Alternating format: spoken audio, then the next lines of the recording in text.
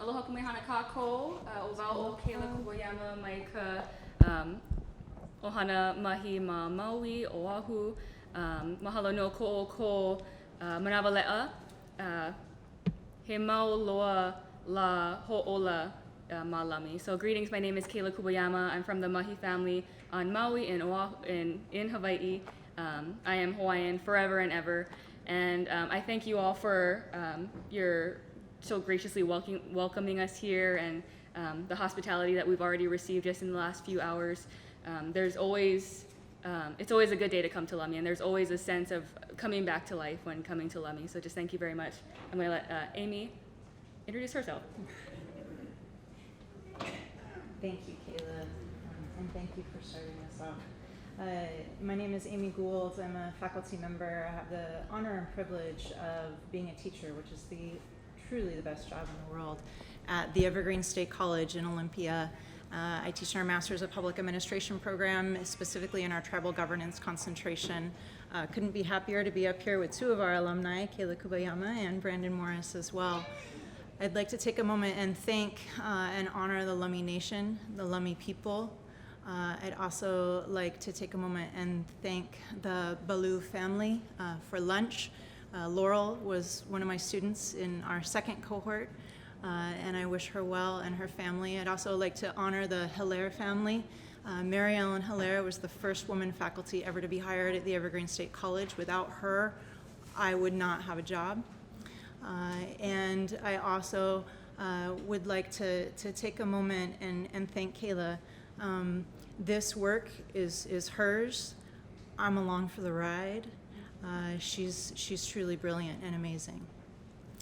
This is a very special place. I've been honored to participate in the Deloria Symposium a few times.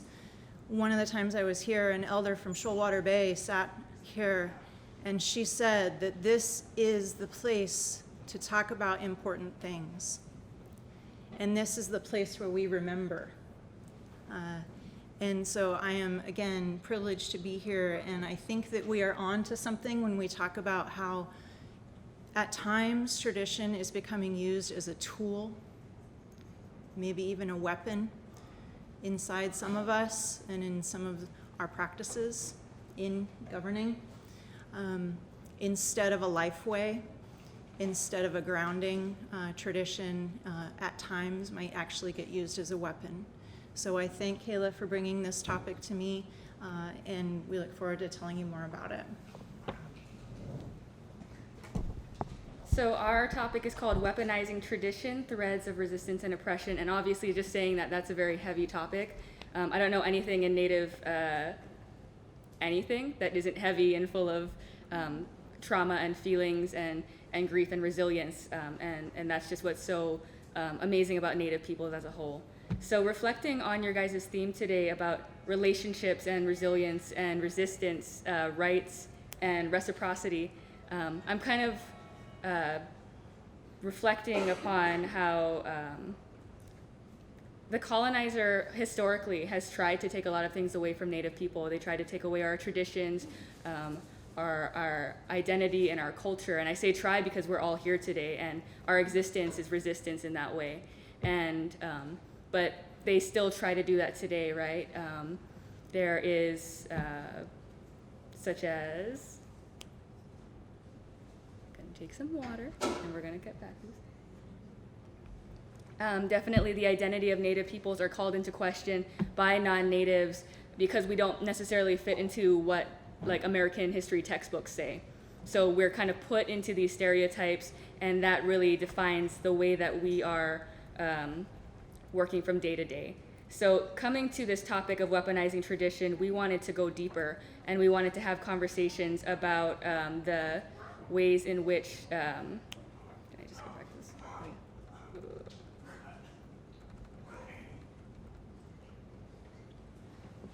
The ways in which we talk a lot about how outsiders do this to us. Outsiders weaponize tradition for us, and specifically for natural resources. We think a lot about how outsiders say that we can't do certain things because that's not how we did it 500 years ago, or things like that. And for me, I also feel this directional pain and this directional wound from within community, where emerging leaders are doing it to elders, or elders are doing it to emerging leaders, and I am doing it to myself. I see a lot of us have this internal pain.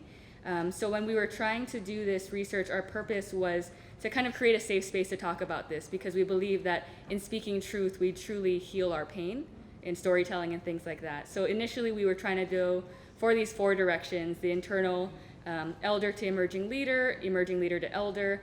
What we think about a lot is the outsider to insider, and then the insider to outsider.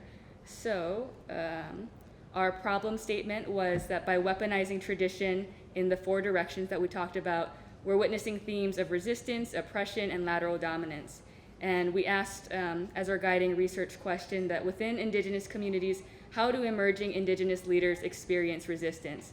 Now, you can see kind of through these slides that there's a lot of words in there that are like heavy and loaded, and what do they even mean? And I wanted to make a note that we didn't define anything for our contributors for our research. We said, hear these words with your heart and take it where you want to go, take the discussion where you want to go. And this really relates to our research process. Now, I know for Natives up here, a lot of research calls to weaving as a metaphor, but I'm Hawaiian, so I need to give it a little island flavor. So my research was really based in creating a lei. And for context, I'm not really talking about the lei that you usually see touristy. We're not stringing flower by flower by flower. We're actually braiding things in. So we start with one central strand, which is our Indigenous knowledge framework. That's our values. And we have all of our flowers and fronds and ferns who are our participants. And they are similar in a lot of ways, but they are also unique in their experiences. So we asked them the question to our listening session for the contributors, and just as things arose, that's how we wove them and we braided them into our lei. And in the end, we have our braided lei, which no lei is like another. Everything is created as a unique thing. So as far as contributions, there are no findings. There's only storytelling and healing for those involved. So, can we go to the next slide? Thank you. So we did these listening sessions, firstly with the current students of the MPA Tribal Governance Cohort, and then secondly with the alumni. So as you can see, we did some word clouds.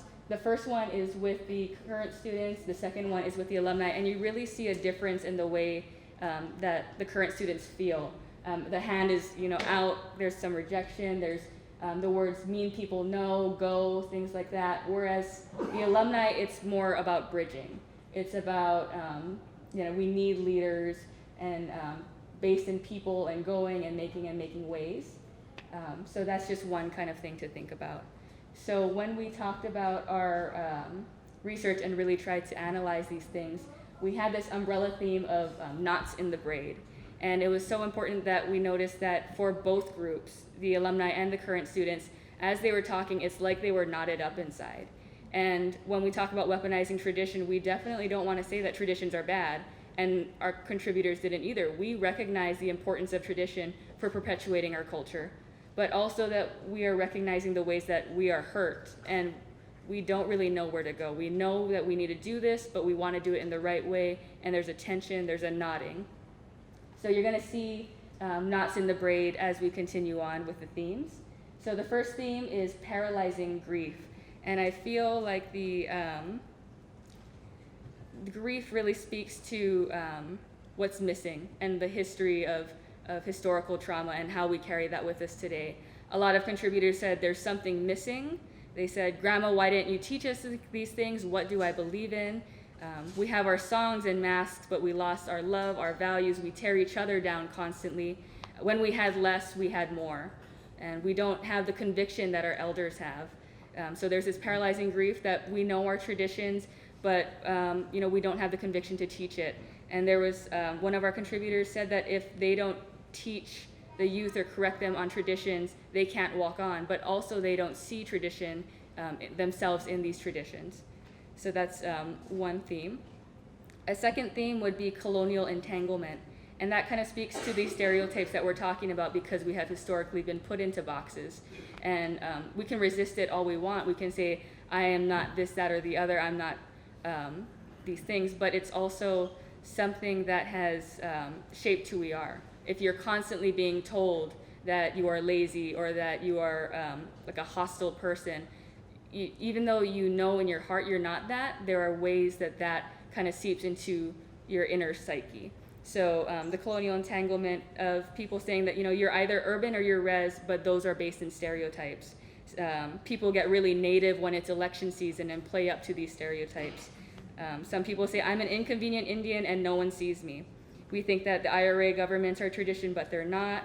I've been mad ever since I got discovered, and I constantly feel like a bad Indian. So you see this like kind of tension coming up where we have the stereotypes, we don't like it, but we don't really know where to go from there. We're braided into this lay, we're stuck, and we don't know how to get out, which is really, I think, speaks to the process of decolonization. We know something's wrong, it's hurting us, sometimes we hurt others because of it, but we don't know where to go. The third theme we had was about power and disempowerment, because so you can't really get out of this stuck place and this knotted feeling when you aren't empowered to do so. A lot of people spoke about family lines and rank, meaning that they don't get seen, they don't feel seen. When they want to change something, they're just told that they're just too new, we can't talk about that. Some people's identity as Indian gets called into question or taken away. People have lost jobs because they tried to speak up. Some people only pick and choose who they share knowledge with, so how are we supposed to perpetuate our culture? And social media especially is being used to tear down our own, and sacred practices are being broadcast over there. The fourth theme is conditional communities, and I think this is probably something that really stood out to me the most. And it occurs in a lot of different ways. One of which is suspicion. People are constantly trying to prove to their communities that they belong. There's shaming. People said, it hurts when it's your own laughing at you because you just don't know. And I've been called an apple before, things like that. Some people felt unseen, that because they're not a res Indian and they're not urban, no one sees me and I don't fit into these boxes, so people don't know how to deal with me. And then there's just outright exclusion. And people, the contributors really spoke to this unspoken hierarchy of authenticity, where if you don't know your language, if you're not enrolled, if you weren't raised on res or in place, then you don't have all of those things, then you're less native and you don't matter, you don't get a say. And as you know, very depressing and sad as those things are, there was also our fifth theme, which was building and bridging leadership. So a lot of people said that, you know, education doesn't just mean a college degree. We need to train our youth to take over for us. I think a lot of the speakers this morning really hit the nail on the head there, that we need to be, as leaders, putting ourselves on the bottom of the totem pole and lifting our youth up, creating safe spaces for emerging leaders to share ideas. And we want to make sure, especially, that we're accountable to our children who are not even born yet.